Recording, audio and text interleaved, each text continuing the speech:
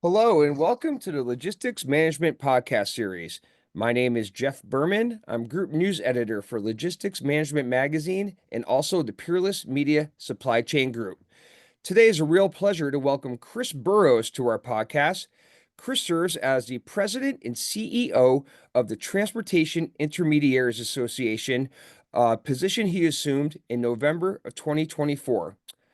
With more than 14 years at TIA, Chris previously served as the organization's Vice President of Government Affairs, overseeing legislative and regulatory efforts before Congress and federal agencies. Prior to joining TIA, Chris gained valuable experience on Capitol Hill, working for the House Transportation and Infrastructure Committee and also the House Natural Resources Committee. Chris also served as Director of Government Affairs at the 21st Century Group, advocating for clients in transportation, telecommunications, healthcare, and defense. Chris holds a BS degree in political science from Shepherd University in Shepherdstown, West Virginia. Chris, welcome to the podcast. Thanks, Jeff. Really appreciate being on the podcast. Appreciate the opportunity to share some thoughts, and always a pleasure to talk to you, sir. Absolutely. Likewise. So, Chris, for those of our listeners that may not be familiar with TIA, why don't you just provide us sort of with an overview of sorts of TIA in terms of what the organization does, who your members are, etc.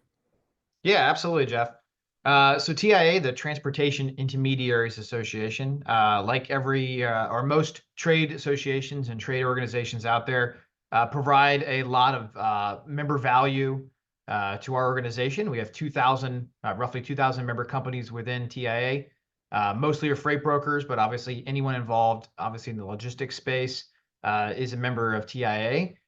We do kind of like I said, a bevy of things in terms of with our membership in terms of value. Obviously, advocacy. My previous role with the organization is kind of the tip of the spear of any sort of trade association. Mm-hmm. But we're the advocates on Capitol Hill.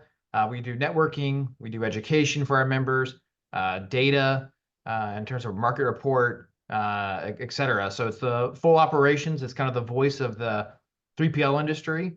We're proud of what we do, and it's been an honor to serve at TIA for, like you said, almost 15 years at this point. Yeah, fantastic. Um, so there's a lot going on in the market these days, Chris, and you guys do a really good job with your 3PL market reports, which come out a few different times during the year, quarterly, if I'm not mistaken. And they provide a really good insight into sort of the state of the market and looking at different metrics like total shipments, total revenue, uh, invoice amount per shipment, gross margin percentage, etc. Without getting into the the nooks and crannies of reports, all the reports findings. How would you sort of view, based on what the data is telling us, what's going on in the market as it relates to your membership and the things they're experiencing, the things they're seeing and doing?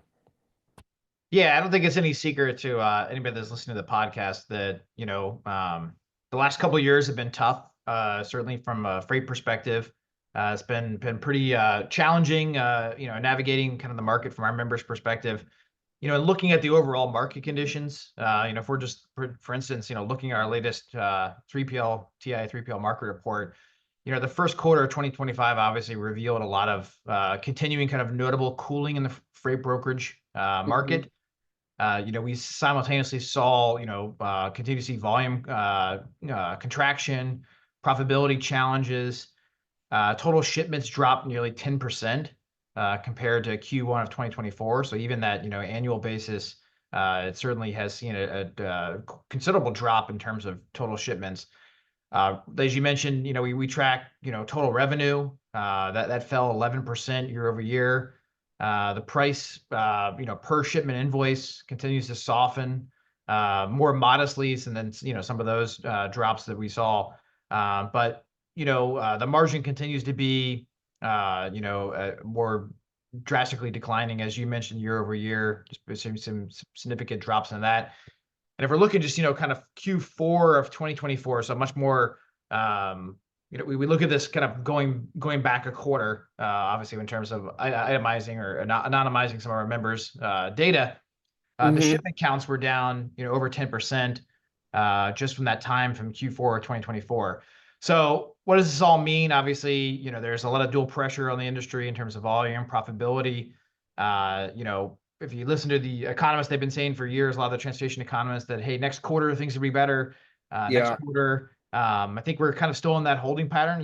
There's a lot of reputable transportation economists out there that are looking at this stuff. They keep now the kind of the consensus is kind of the end of 2025, maybe that third or fourth quarter, we'll start to see some rebounding. But it's been tough times. It's been challenging. No question about it.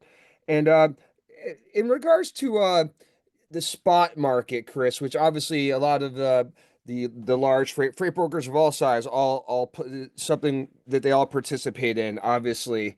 Um, how do you sort of view what's happening within the spot market these days when we look at volumes, rates, things like that?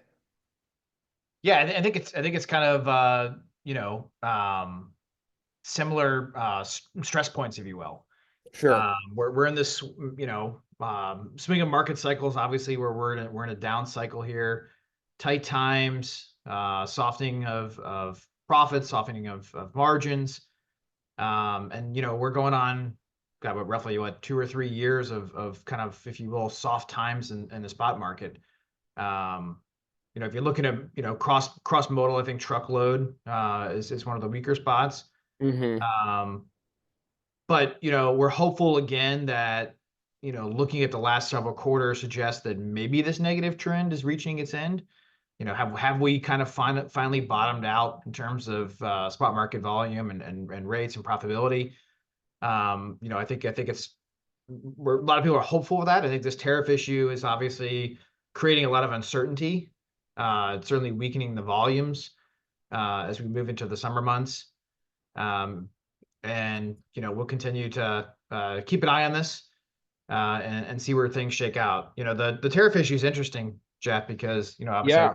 talked about that brings a lot of uncertainty in the marketplace. Talking with some of our members who are moving a lot of product, maybe from overseas, some of the heavy overdimensional stuff. That uncertainty of, is there going to be a tariff tomorrow? So if I move a product over there and there's a 20% tariff on it, the next day the tariff gets kind of put on hold or relieved, then they're down essentially 20% in terms of a cost or revenue. So it's just creating a lot of uncertainty. Obviously, the long-term strategy of President Trump is to kind of shift the sourcing strategy back to the United States. All that stuff takes time. None of that stuff is going to happen overnight. And again, it's just creating a lot of uncertainty in the marketplace that is impacting our members for sure. Talking with some folks, we've heard as much as 50% down in revenue just tied back directly to this tariff issue. Yeah.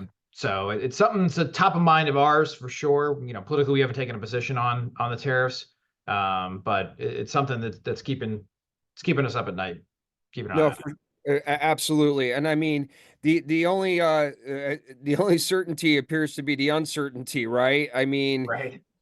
and sort of with that, like as a top of mind thing, are there certain things your members are focused on during this period of I guess we'll call it the tariff driven uncertainty, in terms of making sure they keep their eye on the ball, doing whatever they can to stay in front of things? I realize that's easier said than done, but do you have you guys had membership meetings, or do you talk to them at all about strategy and ways to approach the tariffs or things like that? Yeah. I mean, obviously, through our committee structure, those conversations are going on. There's a lot of information sharing. Um, there's not.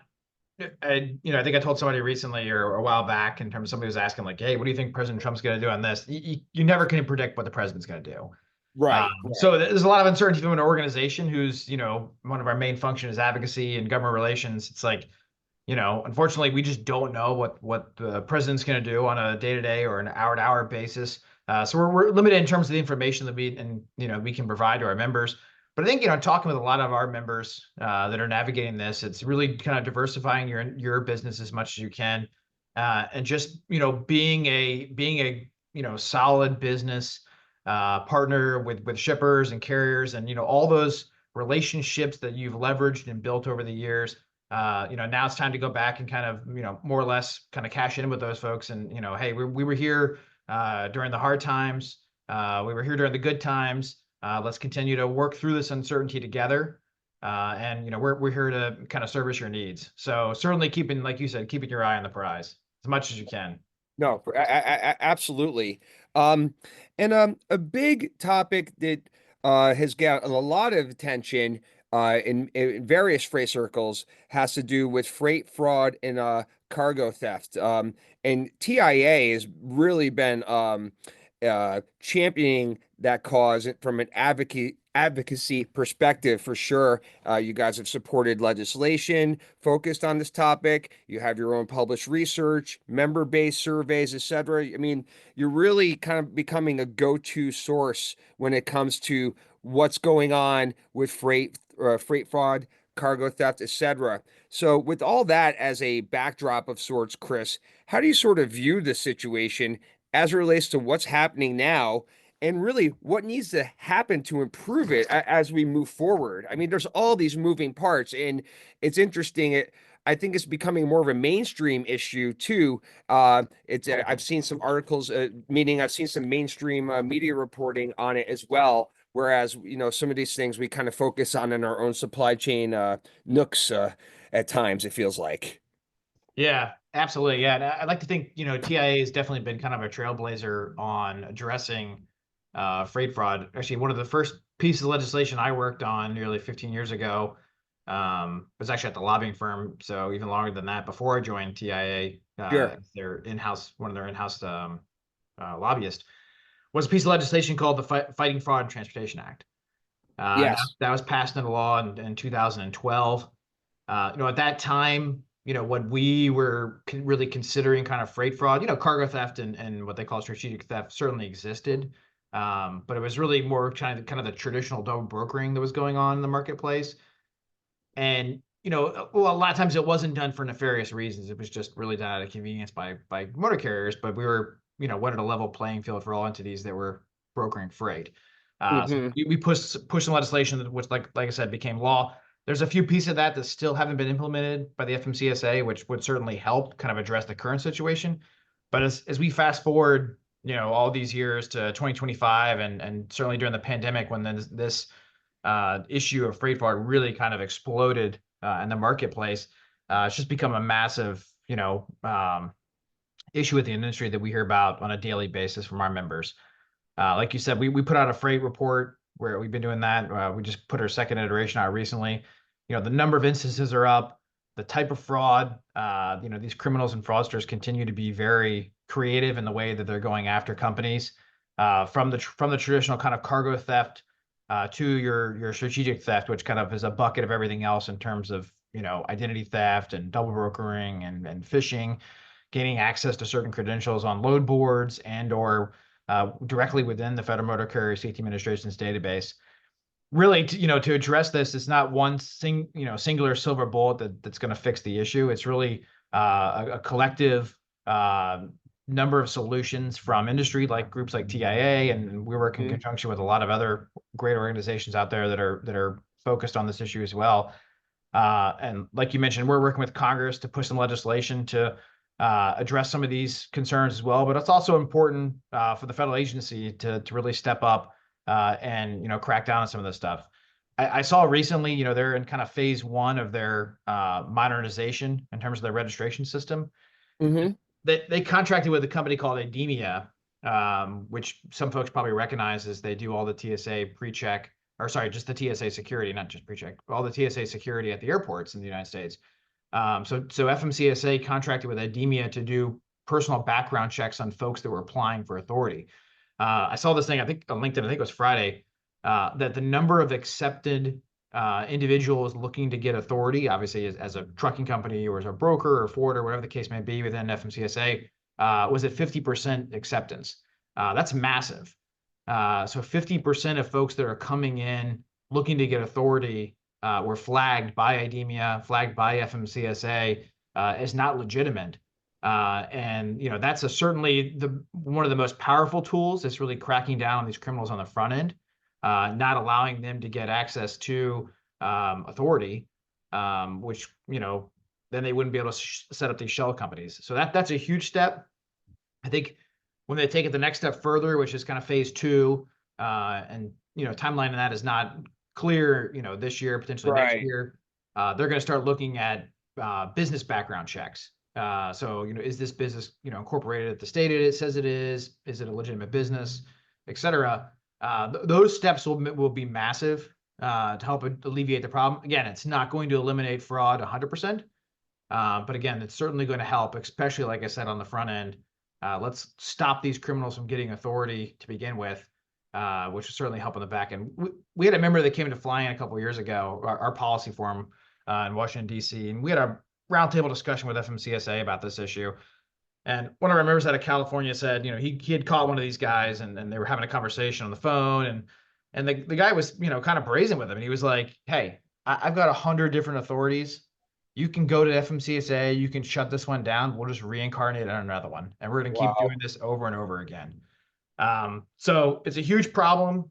I think, as you mentioned, it's certainly getting a lot of national media attention now, which is a good thing.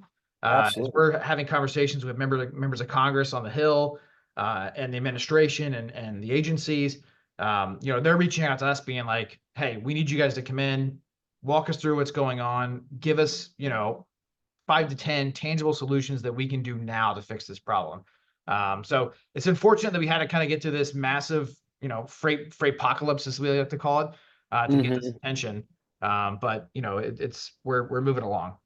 Absolutely. And I mean, on on the legislative front, it's pretty promising. I know, I think believe it was in late May, TI, you guys threw your support behind a key piece of legislation from a Senate committee, for the Household Goods Shipping Consumer Protection Act. It's a bipartisan bill with Senators Debbie Fisher, a Republican out of Nebraska, and Tammy Duckworth, a Democrat out of Illinois, and that unanimously passed through the Senate Commerce Committee.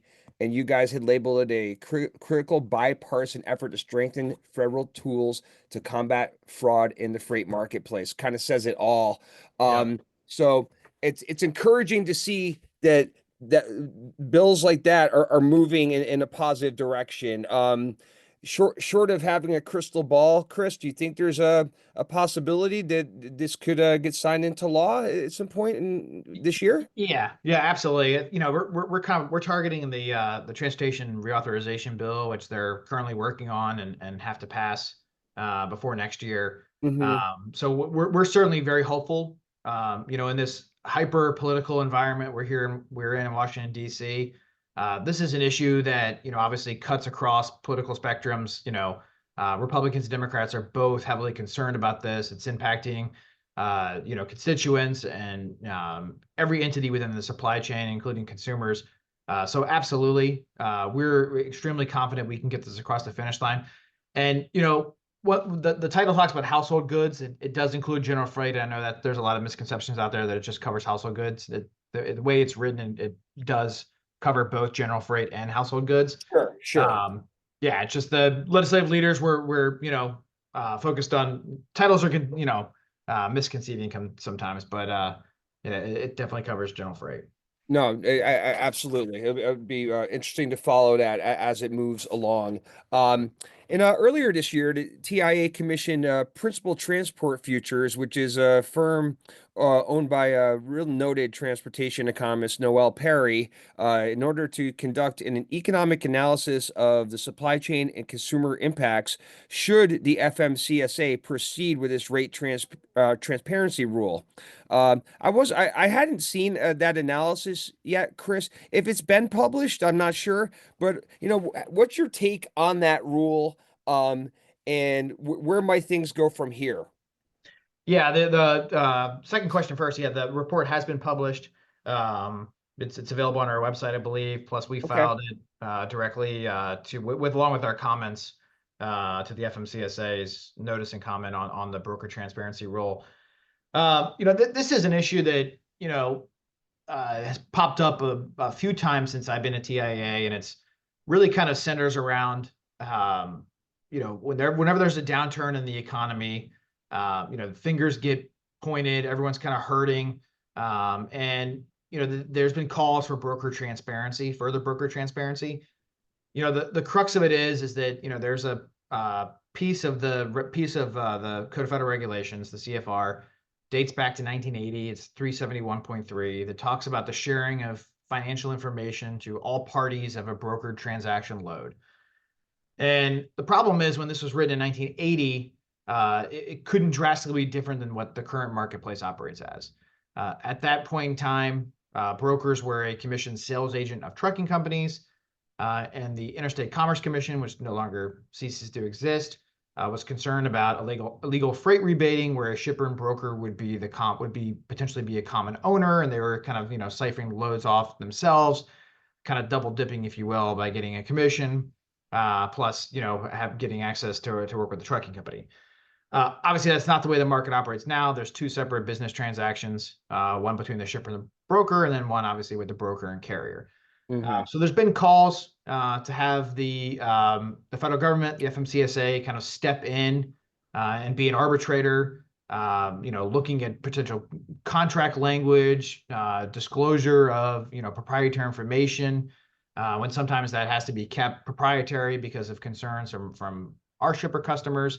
And we don't believe this regulation.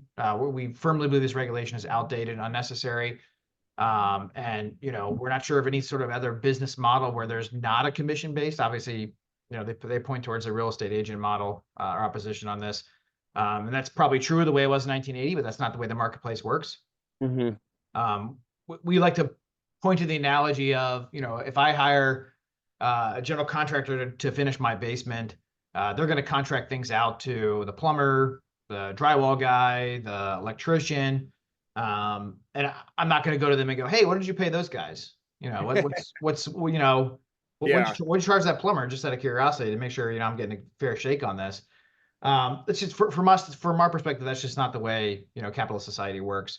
So we're opposed in its current form. And again, we look at carriers as obviously as our business partners. We need trucking companies, of all sizes. Majority of those in the United States are small trucking companies. They're a lifeblood of the brokers, and we're a lifeblood of theirs. We need to work together as much as we can. And if there are businesses out there that want to be extremely transparent on what they're doing, have at it. I think from our perspective, we don't want the federal government kind of stepping in and kind of arbitrating in terms of sharing information and certainly contract provisions and contract language. That's really not Uncle Sam's job. And when typically when the federal government steps into things, there's certainly added cost, which is one of the things that Noah Perry pointed out in his report and analysis, was that really nobody wins in this.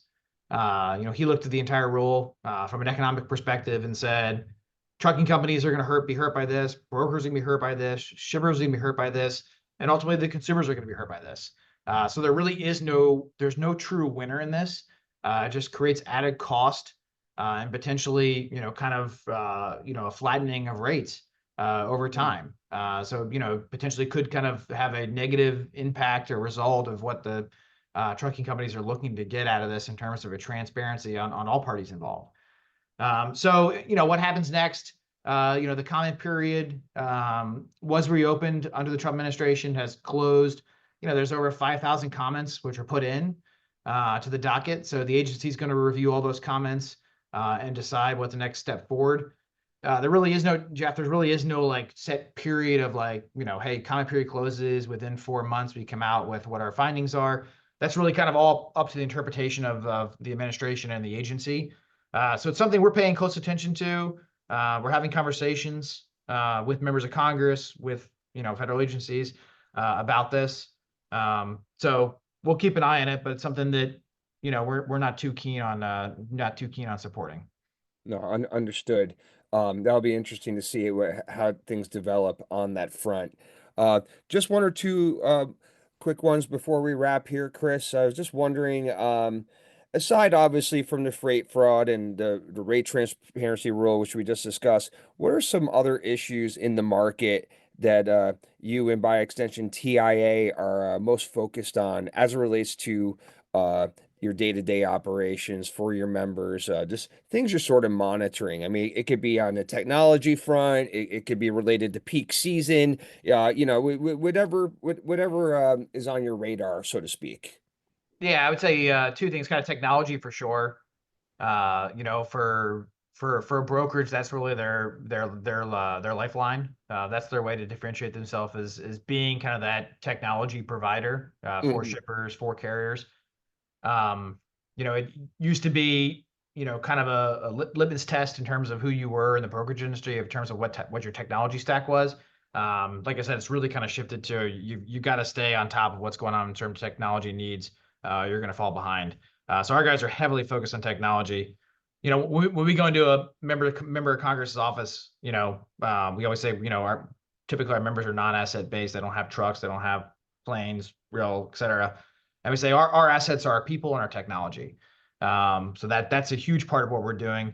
I'd say from a legislative kind of market issue, we've been also dealing with is trying to address these nuclear verdicts that are really hurting brokerages, really hurting trucking companies and carriers out there.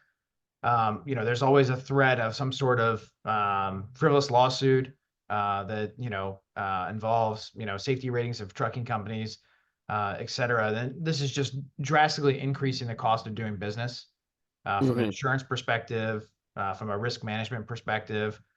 You have a agency in FMCSA that 92% of trucking companies are still unrated because they're using an antiquated system of giving carriers a safety rating by physically auditing these companies.